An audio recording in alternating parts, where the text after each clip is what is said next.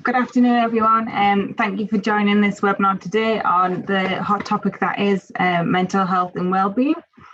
So firstly, I'd like to introduce myself. So I am Vicky Jackson. I am a committee member for the IOSH construction group. And I'm also joined by Nat Lockham, who is also a committee member, and Malcolm Shields, who is the chair of the construction group. So as the IOSH construction group, we are constantly working to provide support and deliver useful subject matter for our members and within wider IOSH forums.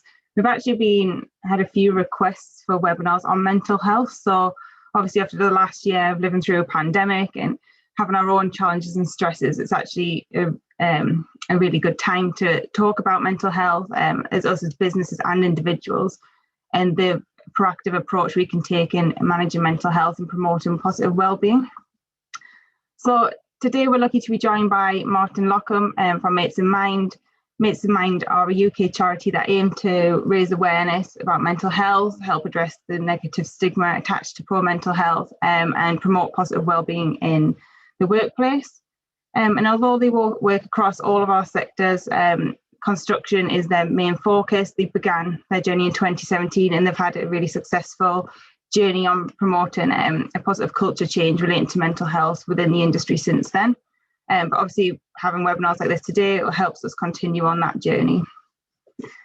So Martin's going to shortly share some information with us, which I hope no matter where you are on your journey with mental health, either individually or in your businesses, you'll find useful. So I'll cover things like from developing and implementing strategies, capturing and using data, and how we can use this effectively, and obviously influencing the various stakeholders that need to be engaged. All of these which are important elements in supporting our culture change and how we change mindsets on mental health. So shortly Martin's going to run us through his presentation. There will be a short break in the middle of that event. We'll have a 5-minute Q&A session which Nat and Malcolm will lead on. And then we'll have a longer Q&A session at the end. So if you can also use the question and answer function to submit any questions you have. Obviously we'll endeavour to answer as many of them as we can, and any that we can't answer, we will try to make sure they're answered after the event and shared along with the slides. So before I hand over to Malcolm, Malcolm just wants to say a few words. So over to you, Malcolm. Brilliant, thanks Vicky. Yeah, as Vicky said, so I'm the current chair of the construction group. Really pleased to see so many of you on here. It's fantastic. Literally 1, maximum 2 minutes from me. 2 things. Something very recent around this topic, and something that's like a longer term aim of mine.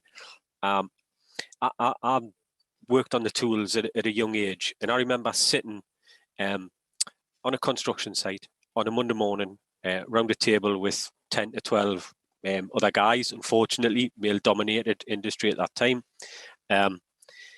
Not one single person, not one person would have felt comfortable enough to say, do you know what it is? I can't work today. I can't do it. For whatever reason, you know, it could be money troubles, family troubles. I think just too much was getting on top of that individual, and nobody would feel comfortable. Before they put me in my box, or before, or hopefully sooner on this project I'm working on now, I want every single person to feel comfortable enough to open up like that, and the response that they'll get will be empathetic, and it will be not a problem. Just carry on, go and do what you need to do. We'll sort the work out. That's what I want to happen. Secondly, we had a very recent incident here where one of our operatives, I'm working on a highways construction project, spotted a potential jumper on a bridge on one of our projects. Because of the work we've done talking to our guys about mental health, well-being, etc., he knew exactly what to do, inform the authorities. He made an initial engagement with this young guy. The emergency services were there within 2 to 3 minutes, and he was talked back off the wrong side of the bridge and brought back safely. So, you know, what Martin's going to talk about in the construction industry, what we've all went through, is absolutely vital, and we're so pleased you're all joining us for this. So that's all from me. I look forward to what Martin's going to introduce now and talking to you all further in the Q&A. So I'll hand over to you, Martin. Thank you. Fantastic, brilliant. Thanks, Malcolm. Yeah, so I'm Martin Lockham. I'm the Growth Development Manager from the charity Mates in Mind. We work with organisations to improve workplace mental health. We were actually founded at the end of 2016, but launched early 2017, specifically as a result of the Health and Leadership Group in Construction and the British Safety Council. Obviously identifying and wanting to work with the construction industry, specifically around the suicide rate that was occurring within that industry. And Mates in Mind were launched and started to pilot and work with a number of different organisations of different sizes. And as a result, our program evolved over time, and we widened rather than just our interventions towards suicide, but wider mental health. And so what do we mean about mental health? Well, actually, everybody has mental health. Everybody here on this call, everybody has some form of mental health. You can be diagnosed with a mental illness, but have good mental health. And you can have no diagnosis of mental health illness, but have poor mental health. Everybody's mental health varies on a day-to-day, week-to-week basis, the same as you would expect physical health to. What's important to remember is that it can affect any one of us at any time. Anybody can suffer some form of short-term distress at any time, any of us. And in fact, 1 in 6 employees in the UK will suffer a common mental health issue any week. And that's things such as stress, anxiety, or depression. And every week, 1 in 100 people will be diagnosed with a serious mental health illness. And again, as we mentioned in the first slide, that can vary on a day-to-day basis from good to bad mental health. The influences on mental health, there's no set specific. It's very much based on the person, on their experiences, and on their environment. And a collective of all of these things can contribute to your mental wellness. So if you think about our own pressures, and as much as we'd like to leave everything at home as we leave to go to work, or vice versa, the reality of it is we can't. And so if you just take a moment to think about your own pressure that you face at home, firstly, a lot of the kind of things that we see from the organisations that we work with tends to focus around financial concerns for individuals. Obviously, with what we've all been through in recent times, health problems or concerns, especially as key workers construction and working very much through the pandemic, there's been a lot of concerns about actually, especially at the beginning when we weren't so clear about the actual illness, are we going to take this back to our families? Obviously, our entire working lives have been changed for many of us, where we've had to adapt to working from home, things such as looking after children and childcare and relationships, being on top of each other 24/7. We've seen a lot, and a lot of people now have experienced loneliness at home, caring for family members, but also within construction, we have to remember again, as key workers, a lot of the projects that people work on can be away from family. So spending significant times away from their family can have a major effect. And as I say, this kind of crosses over to your work environment as well. And so some of the pressures that we often and regularly hear about are uncertainty about the future, more than now than ever, with what's happened over the last year and a half, and job security. The nature of work, if you think about that in construction, the deadlines, stresses and pressures to get projects complete and within budget, the actual working environment, the site standards and the actual environment that we go into on a daily basis. Often we see a lot of issues between colleagues, managers, directors, issues occurring about actual communication. And often that leads to employees sometimes thinking of the lack of support or a degree of control to their job. And obviously, again, within the build environment, a constant change. So a lack of control is one of the major issues we do tend to see with people at work. Obviously, everybody likes to be challenged. We like to be in a comfortable but challenging environment. We want to be on top form. We want to be performing well, making sure that we're getting the best from ourselves. That's what makes people feel happy. And in fact, if you're in that early stage where you are not engaged enough, you're bored, that can be a negative effect for you. But we really want to be within that comfortable bracket of being stretched and challenged. But what we don't want to see is that challenge being stretched over a long period of time, because that can rapidly turn into strain, which then leads on to people on an ongoing basis, leading into fatigue, and where you often start to see poor judgment making and poor decision making. And obviously in the build environment, poor decision making, poor concentration can have a devastating effect, particularly around health and safety. Further still, if this continues on an ongoing basis, then that's where we start to see people actually really reach a crisis point. Breakdowns are happening, so you're getting seriously wrong and affecting your overall health condition. Unfortunately, what we tend to see is people don't actually reach out in time. Now, 2019 saw a 2-decade high in England and Wales for suicides at just over 5,500 people taking their own life. Suicide is the #1 killer of men under the age of 45. And within construction, it's estimated that you're almost 4 times more likely to take your own life than the average population. And in fact, the last ONS figures available showed that on average, every working day, almost 2 construction workers in the UK will take their own life. Hence why Mates in Mind were founded to start to look at how we can support organisations, support their employees.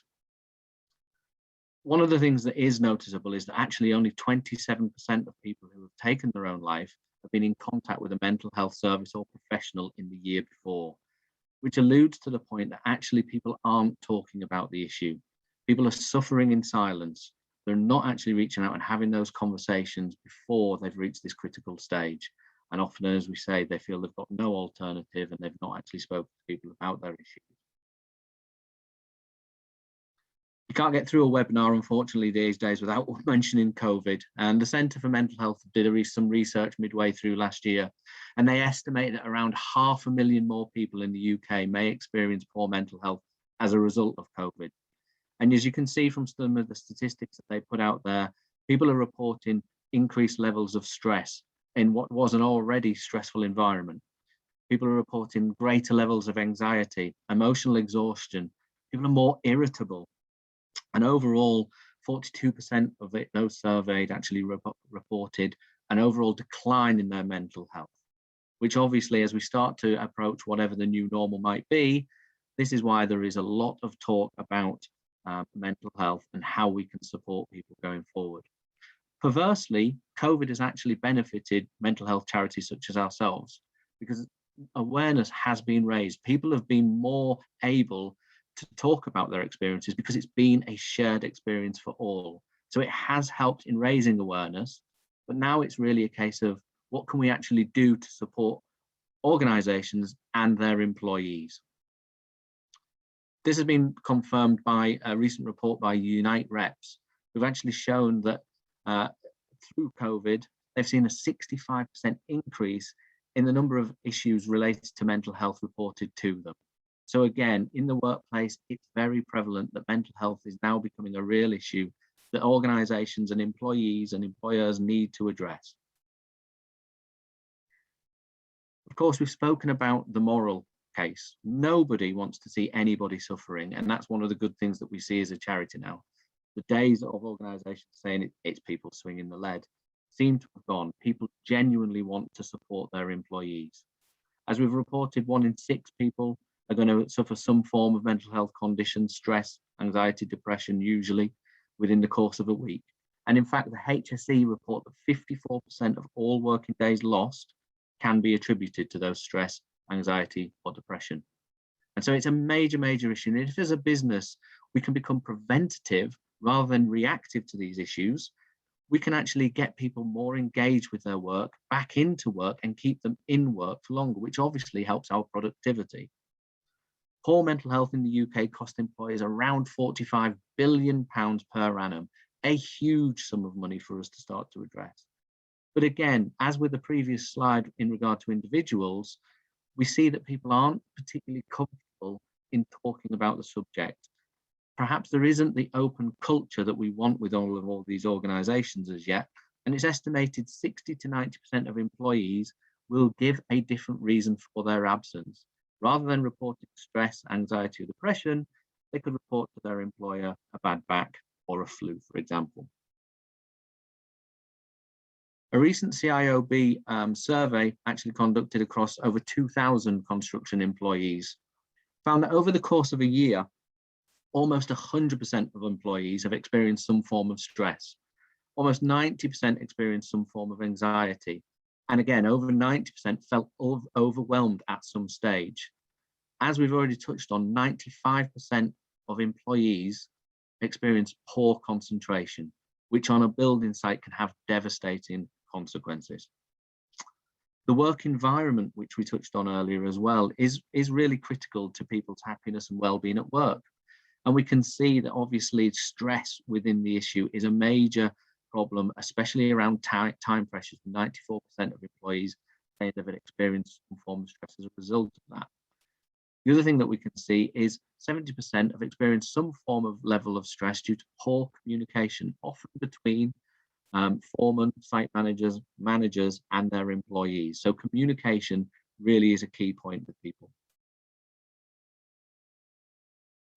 So what we see in that organisations are doing, well, as I've already touched on, it's really encouraging that the organisations we talk to now want to do the best for their employees. The issue normally is they're not entirely sure how or where to start in putting together a mental health programme. And often what we see are organisations go straight to the tertiary measures. Now, by tertiary, we mean point of need treatment. And it's absolutely a requirement within the workplace to have these measurements. If you've got mental health first aiders, psychological listener models, EAPs, occupational health, helplines, all of these things are hugely beneficial to the employees, obviously. And the more you have, the more choice people have, because we know not everybody is going to want to go down the same route. Everybody has a different opinion on which way they can go. We can see in construction now, the businesses surveyed, around 35% of those have trained mental health first aid, which is fantastic. But as we always say with our supporters, if you are going to go down the route of a listener model or a mental health first aid, please ensure that you've got the right support structures around that. And that means considering things such as roles and responsibilities of those mental health first aiders, professional support structures, how you might capture data, and how you can then use that data to make informed decisions within your business about how you might put your wellbeing program or mental health program forward. Because ultimately, tertiary measures are there for point of need. And our concern with tertiary measures is that what will happen is we'll put a band-aid on things and send people on the way, but then the whole process starts again, because we haven't actually looked at the secondary and the primary measures. Now, one of our main drivers as a charity is to work with organisations so we can help them how we can better bring prevention at employee level. And that includes upskilling all employees to be aware first and foremost of their own mental health, but more importantly, how they can spot the signs in others and support their work colleagues, hence the name Mates in Mind. Worryingly, what we did see from the recent survey by the COB is that 71% of construction workers reported that they'd received no mental health training in the past 3 years. And we believe that needs to change. We believe if we can get our individuals actually supporting and talking ourselves, that ultimately will help signpost to the positive tertiary measures that we can see. And then finally, what we want to work with organisations are those primary measures. How do we address the source? How do we uncover if something that we are doing as an organisation or as a leadership group is actually causing our employees stress? How can we use relevant data, such as the mental health first aid data capture, the outputs of our EAP or occupational health, to actually identify risk? And how then can we take things such as stress risk assessments to that area of the business and put in place corrective preventative measures? Because ultimately that is how we will help change the culture of poor mental health within the workplace. And at this stage, I kind of tire of my own voice. And so we wanted to open the floor to see if there were any questions from the first stage of the discussion. In the second stage, we are going to look at the barriers for people to reach for support, and also what we can do as organisations to actually improve our workplace mental health. Thank you very much, Martin. Great to see there is a great response on the Q&A and on the chat board. Some of the questions will be answered later on in your presentation, but some we will ask now. So I'm just scrolling here. So Adele, I know Adele quite well from the Bristol and West Branch, and she asked the questions, why is the suicide rate so high in construction? Yeah, well, again, I think there's a lot of factors within that. There's the demographic within construction. Obviously, we know predominantly it has been a male-dominated workplace. We know, unfortunately, males tend not to speak about mental health because of, and we're going to touch on it next, the stigma and self-identification of mental health. And so that has a negative effect. Also, construction itself as an industry, obviously, I think we all are aware of the environment, the time, the pressures, things such as the project work that you might have to do, which involves the working away from home. So what we find is, as we touched on earlier, the three real elements of that: the person, their experiences, and the environment that they have, all kind of joins together to drive some of these issues that we see within the industry.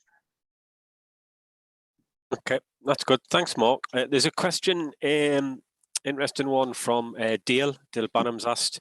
He's asking, when our site directors, or our leaders, when are they going to be trained on communication skills that kind of avoid and take them away from the autocratic management style?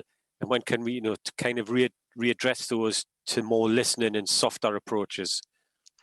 Yeah, absolutely. Now, leadership is an absolute critical part of your mental health well-being strategy at work. It's absolutely important that leaders lead and actually get the right messaging out into the organization. And so that's why we believe it's really, really important that there is an actual plan. And that should involve a steering group within your organization. It shouldn't be just a top-down, you will do this because we're telling you to. This should very much be a cross-party steering group, obviously with a lead on that. But what we want to see really is input from across the organization, so that it is not, as we say, just a top-down kind of, we want you to do this because this week it ticks the box that we want to do. We actually really do want involvement from all employees so that everybody feels that they've got a voice involved in what we're actually developing with the organization. Thank you very much. So a couple of other questions were just asking about what will be a good question conversation start to tease out mental health issues from colleagues and concerned. And our first question really reiterates this from Shabir, saying, is there a good opening intro to go up and speak to somebody on a construction site if they think they've got, if they want to sort of talk to them and start to talk about that question? Yeah, I think absolutely. Part of our program, and again, we'll touch on that a little part on the second half of the presentation. It's very much about having that confidence to start a conversation with somebody. First and foremost, spotting the signs that somebody might be suffering, and you're more likely to do that if you're actually working day in, day out with somebody. You will recognise that actually, I work with Dave every day. The last 3 days, he's been quite introverted, which isn't like him. He's been quiet. And it's actually having that confidence to actually start that conversation. And it does start with as simple as, are you okay, mate? And listen, but listen with empathy and ask again, ask twice about this. Don't just, I think we all do it. I think we're all guilty of every day you'll say, you all right? And every day we say, yeah, no problem. And we move on. We never actually listen to the response or never actually engage in a conversation. So it's very much about how do we start that conversation and how do we listen with empathy to that person if they want to talk. It's very much about asking twice and asking quite simply, have a normal conversation.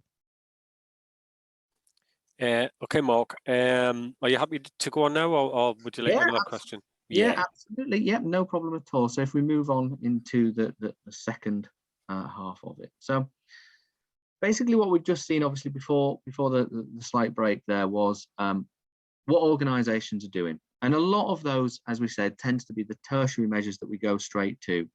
But what we have to acknowledge is that there are barriers to support. Just because we've got the support systems in place doesn't necessarily mean people are going to use them. And again, I hate picking on men, but we tend to be terrible at actually reaching out for support ourselves until we've reached a crisis point. And so what we really want people to recognize as well is that there are barriers to reaching for that support. And first and foremost, that tends to be acknowledgement. We don't recognize in ourselves often that we might have an issue, and it's actually other people around us that actually spot that there could be an issue with us. And so we tend to have friends, family, close work colleagues will spot a change in behaviors, whether that's, as I've already alluded to, becoming a little bit more introverted and withdrawn, or on some occasions people become more extroverted and more manic in the behavior.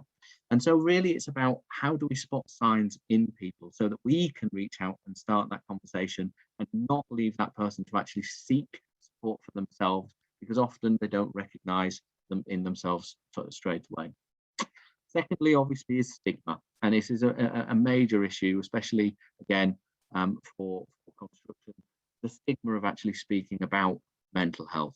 What are the benefits of speaking out about suffering or my mental health? How confidential is it? Is it the right time or place to actually bring these issues up we all think about? And so we ask ourselves, why don't we generally like talking about mental health? And the stigma, we all weigh up whether I should mention this or not.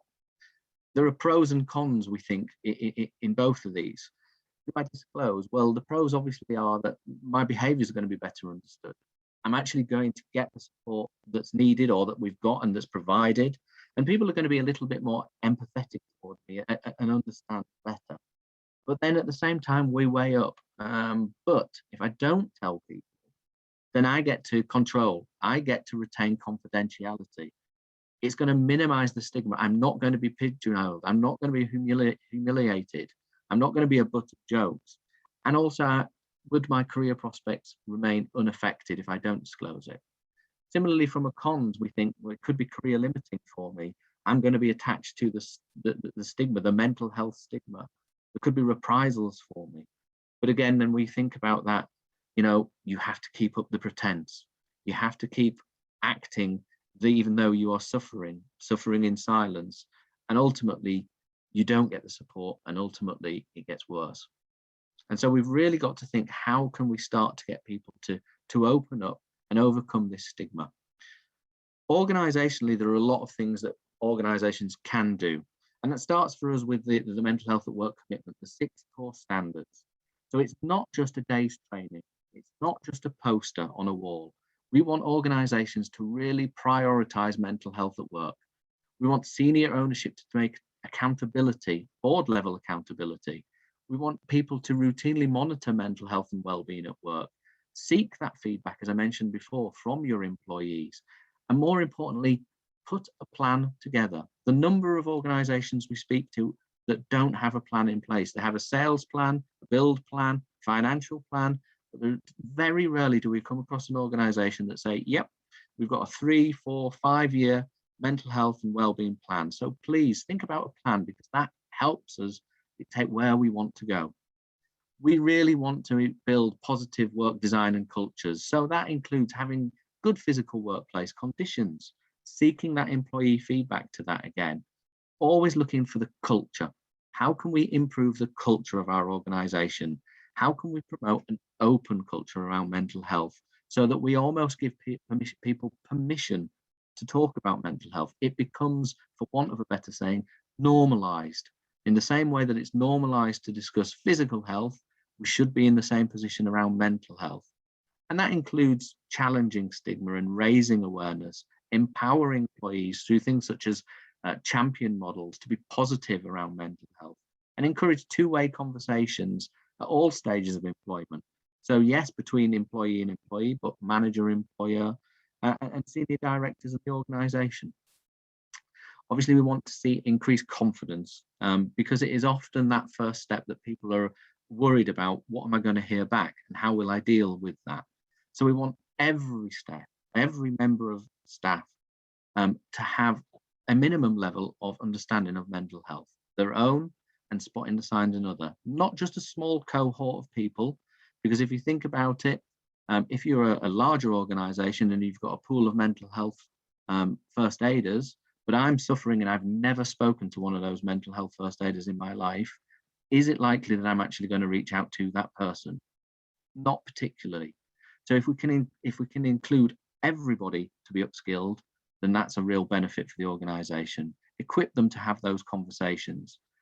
Leadership, managers, site managers, it's a critical part. Train managers to actually spot signs and support all aspects of mental health within their employees, within their teams, on site. And again, how to hold and conduct conversations around mental health. And look at the way that we actually introduce the literacy to staff. It doesn't just have to be one day of training. It can be something like one-to-ones. It can be putting mental health on the team agenda. It can be an induction for a new starter.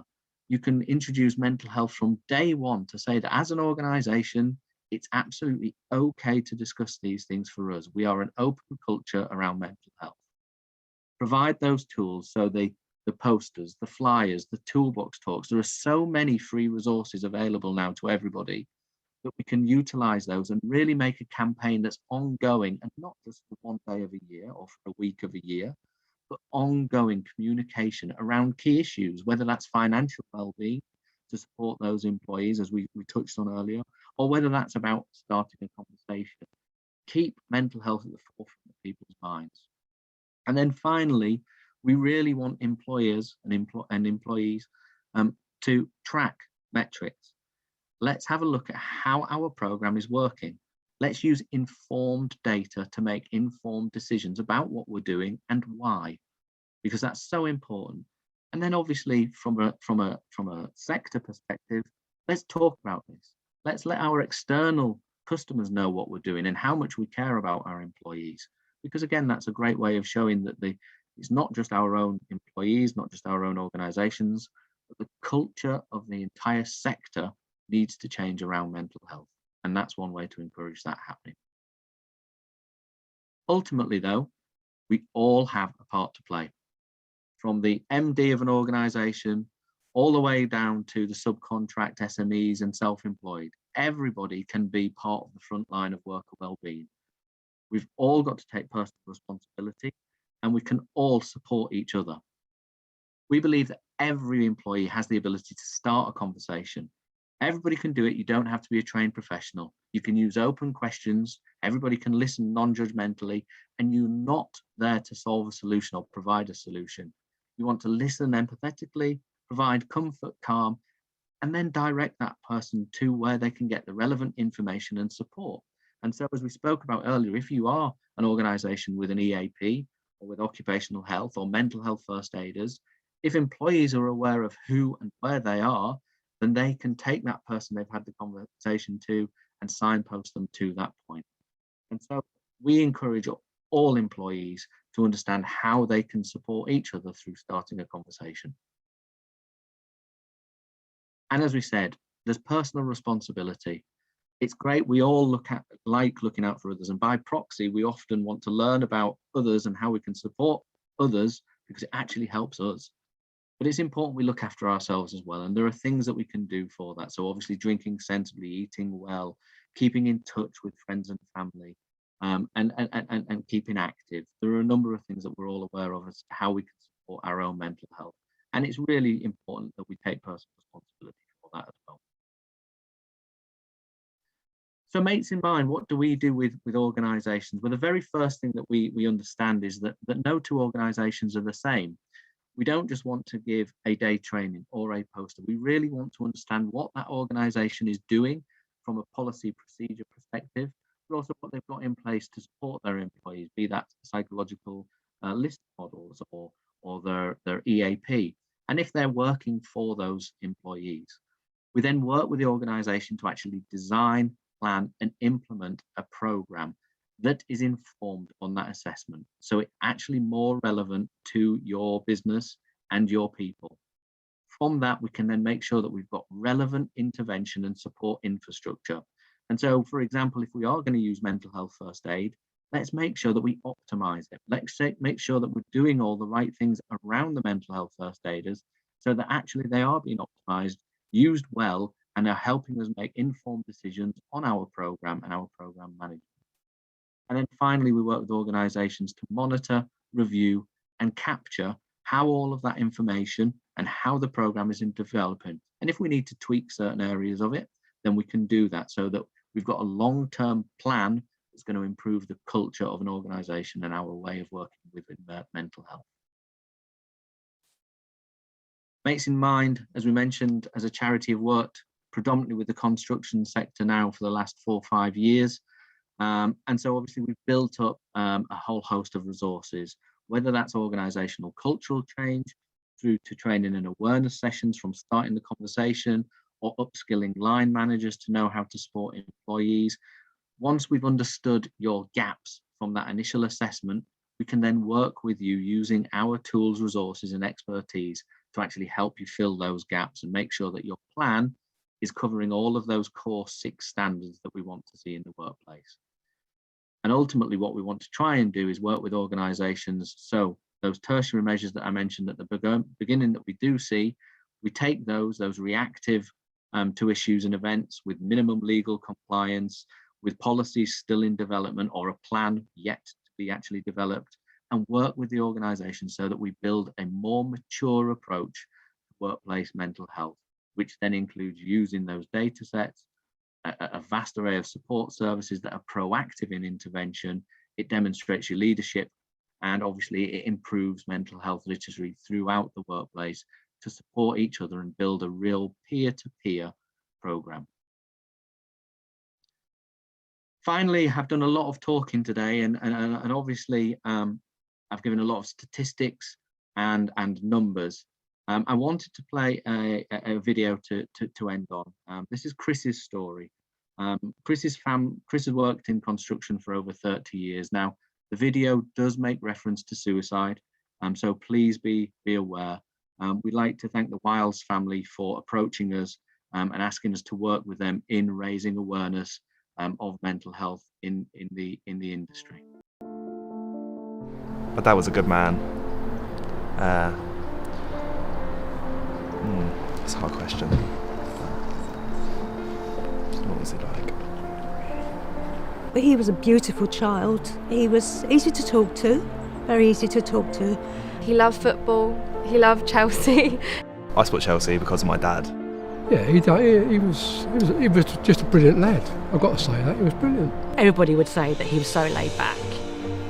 Like so laid back, he was horizontal. You know, he had a really good sense of humour. We did have a good laugh. He worked in the construction for just over 30 years. He was a great guy to work with, to be honest. He was a hell of a team player. He always had time as well. He was one of the people that I probably aspired to be. So, no, he was key in my career, as well as being a mate. And I do aspire to be like my dad.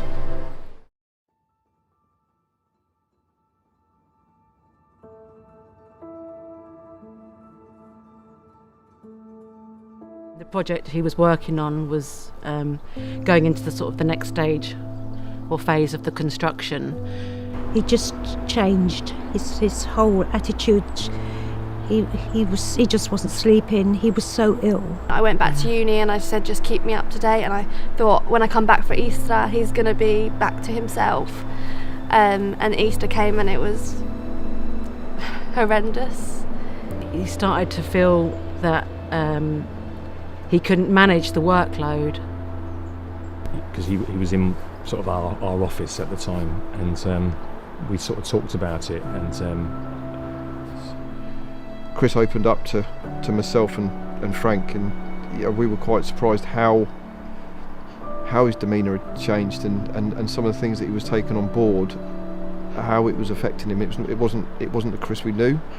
So I don't think he knew what was going on in his head, and I think he just wanted it to stop.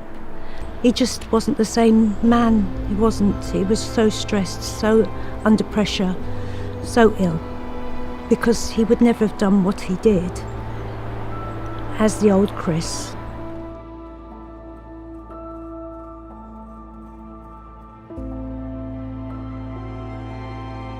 You never think this is going to happen because he's still dad and he's going to get through it, but he couldn't. It's okay.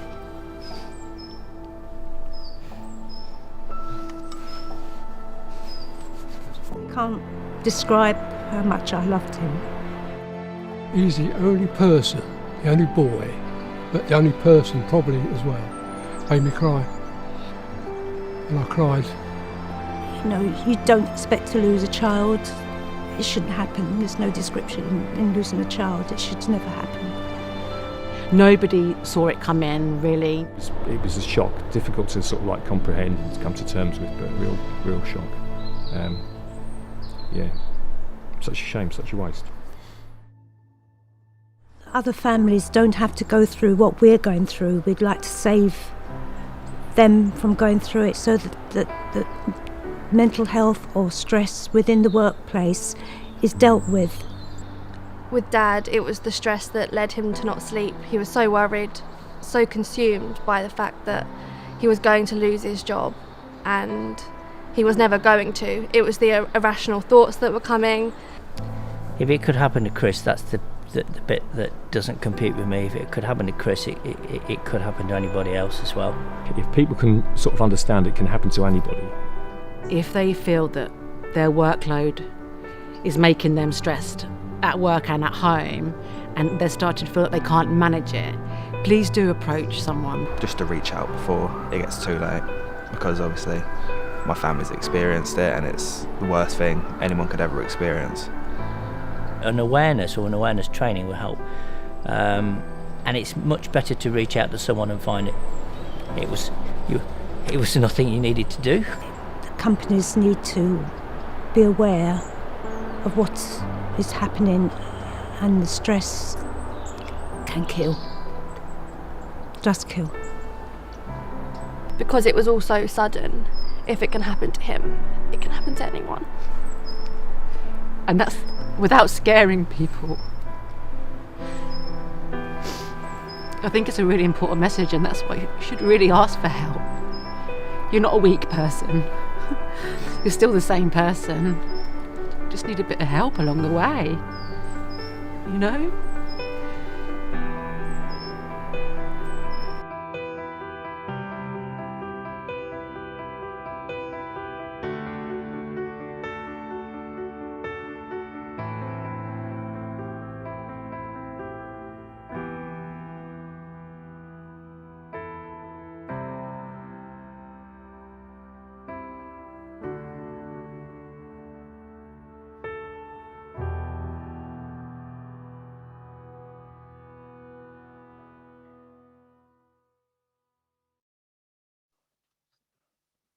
And if anybody is struggling, please reach out to somebody. It can happen to anybody at any time.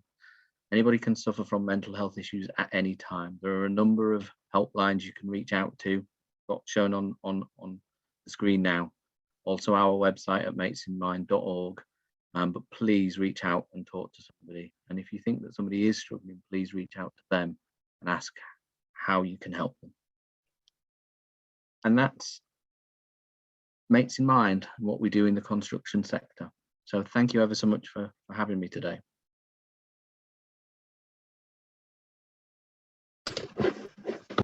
Brilliant. Thank you, Martin. Some really eye-opening facts there. I think everyone will be quite touched by everything you've shared, and I think it highlights the importance of actually the action we can take as individuals and businesses to help manage the psychological health risks effectively, and the difference that could make in the industry. I've seen quite a few questions come through, so Nat, I don't know if you want to work through as many of those as we can in the last 10-15 minutes. Thank you, Vicky. Yes, lots of questions on there, and thank you to everybody who's been putting the questions in the Q&A chat. Malcolm and I will go through as many as we can, but we will aim to get all your questions answered after the presentation, and I think IOSH webinar team will get in contact with Martin and see if we can answer all those individual questions, because lots of important questions there. I'm actually going to kick off a question from Tim Bacon. So good to hear from you, Tim.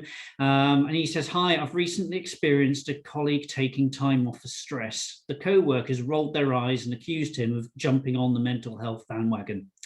So how do we address this issue with co-workers in construction?" Yeah, again, this is very much about the culture within the industry. It is going to take time. It's not something that obviously, as much as we'd want to be able to click our fingers and people completely understand what's happening, it is very much about a cultural change from leaders all the way down.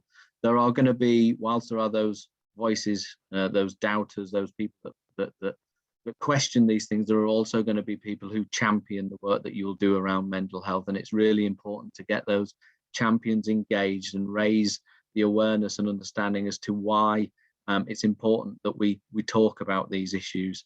What will happen, what we are seeing, that those people are becoming fewer within the industry that doubt and mock.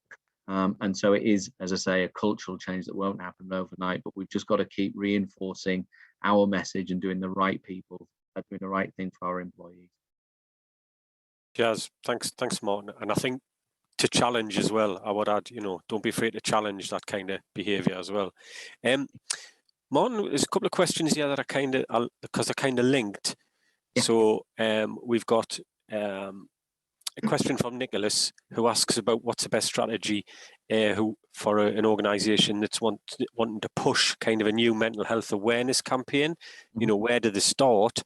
And that's kind of supplemented by a question from Julia, who has asked, how do you keep the mental health conversation going, so that you can get to the point where it's been embedded as a culture, so that it's normal and accepted. So how do you maybe start, and then how do you keep it going, Martin? Yeah, I think for us, the starting point with any organisation, regardless of size, it is understanding where they are, for want of a better saying again, on their journey. Some organisations that we work with have a pretty mature mental health programme in place.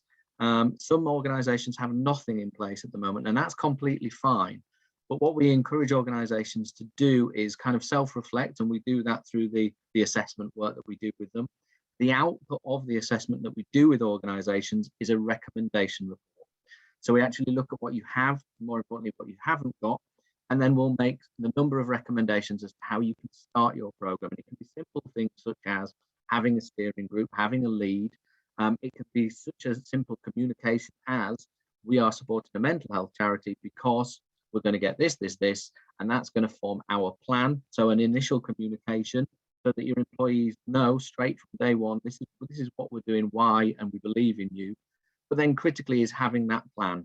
So what do you want to achieve, depending on where you are and what you have got over the course of, and we ask all of our supporters to work with us for 3 years, because we believe that actually we can start by putting in place the initial communications. We can think differently about mental health. So it doesn't just have to be as I've said before, a day's training or a post-it. We give organisations access to an actual training course, but we enable you to self-deliver that as well. So it doesn't just have to be a one-off training that we send people to, or we have someone come in and deliver.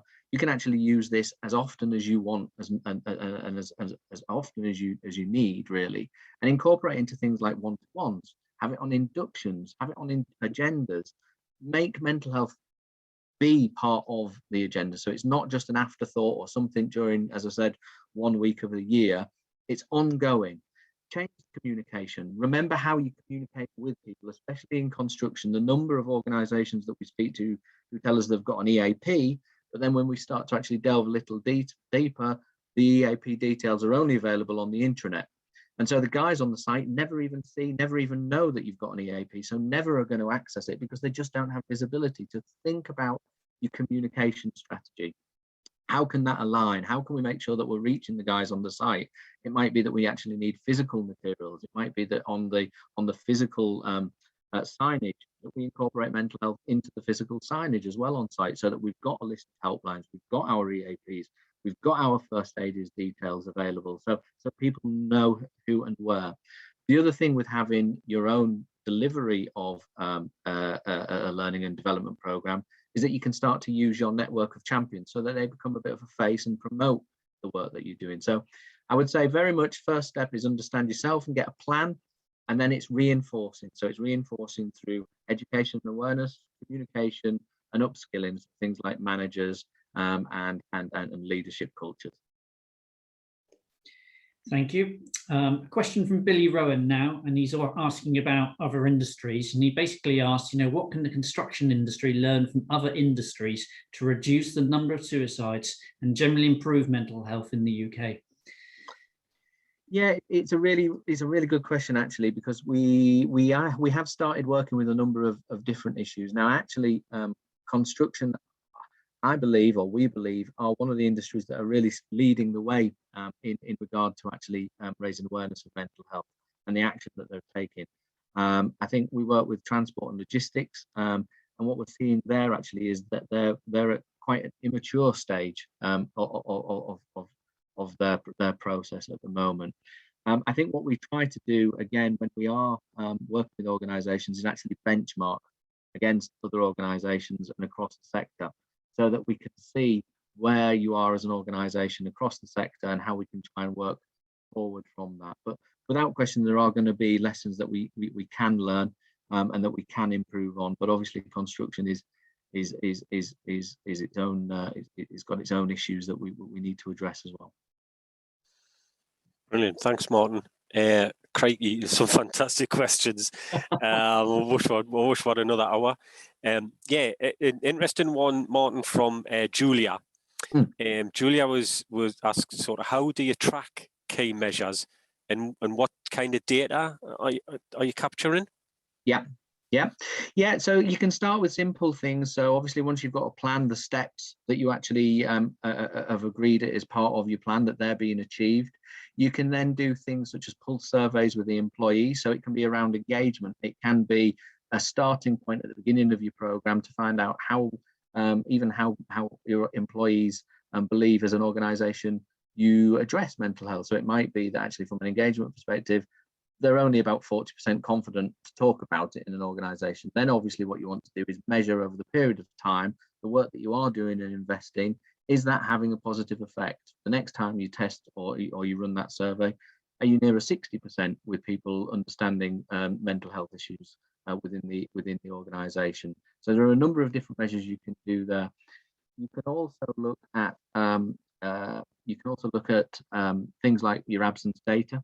You can look at your EAP usage. You can look at your mental health first aid data coming back as well, and obviously see what that's informing you. So a lot of organisations that we work with, interestingly enough, don't actually even give mental health as an issue. As an issue to report in their absence data.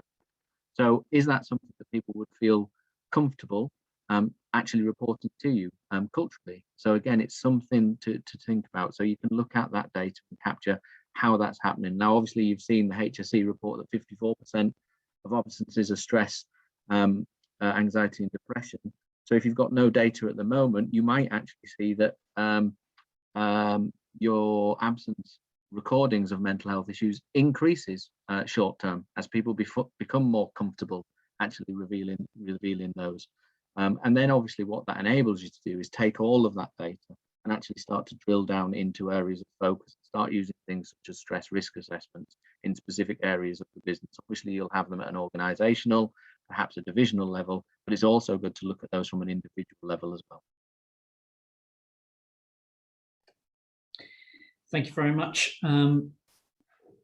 Just looking at mental health first aiders, Martin, we've got Kekin basically asking, what sort of ratio should we be looking at mental health first aiders on construction sites? I mean, I know lots of sites are starting to put mental health first aiders on there now.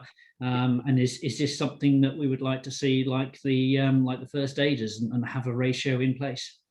Yeah, I mean, different people will give you different ratios. So I've heard talk of kind of 1 in 20. I've heard talk of 1 in 40, and I've even heard talk of 1 in 100. And again, it's going to very much depend on the structure of your organisation, where your projects are, your localities for those people to be. Obviously, if you've got a massive, great build going on, then obviously, yeah, if you can look at kind of that 1 in 40 number, then that's going to be good for the site. But the most critical thing really around those mental health first aiders is the structure around them. How are people going to know who they are and where they are and feel comfortable actually reaching out to them? Do the mental health first aiders understand their roles and responsibilities? Are they clearly defined? do we have a support structure around those mental health first aiders? Because through COVID, obviously what we've seen are mental health first aiders that might have been trained 2-3 years ago who are not as confident in the subject anymore because of the time that's passed. Conversely, we've seen people actually being inundated with requests. So do think about the structure and the location of your mental health first aiders, depending on obviously the structure and size of your own organisation. And then always remember that data capture. Obviously, it's not going to be individually identifiable, but you can collate that information to give you an idea as to where there might be an issue on site or within division or where that might be. Brilliant. Cheers, Martin. We're going to try and fit one more in before we just hand over to Vicky to round up. So this was a big decision trying to pick which question to there's so many, they're superb. But I think because of what I think what is a big issue in the construction industry with SMEs. Yeah. So there's a question here that references that from Claire. And yeah. Claire has said they're a small business, 2 directors, 4 staff. Have you got any tips or advice on how they can have conversations about mental health when there's so few of them? Yeah, absolutely. And actually that is a really interesting point because I think I mentioned construction is roughly 1.7, 1.8 individuals in the UK, roughly million. And the big tail of that are SMEs and the self-employed. And for us as a charity, they are the most difficult to actually reach. And so we do ensure that our offer to organisations enables them to cascade that down to the supply chain. And we do ask people, please do that, because obviously that helps us reach those individuals and gets the right message across and notification of signposting, etc., etc. And in fact, we've just actually been commissioned to actually start doing some research specifically with the self-employed and SMEs around their needs and how best to actually reach them and get relevant interventions, again, not just interventions for intervention's sake. To actually start conversations, again, we work with organisations that have got 2 employees all the way up to those who've got 20,000 employees. And we offer the same thing for the small employees as employers as we do the big ones. Let's have a look at what you have and what you haven't got. Let's have a plan again.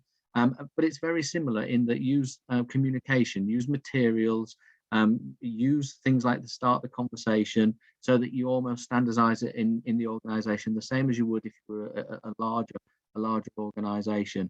And in fact, it's in some ways it is slightly easier because you are in close proximity as a smaller company to actually have that discussion, because you all start to become the steering group about how can we do this best, what do we want to see, how do we get this ongoing, and how can we support each other.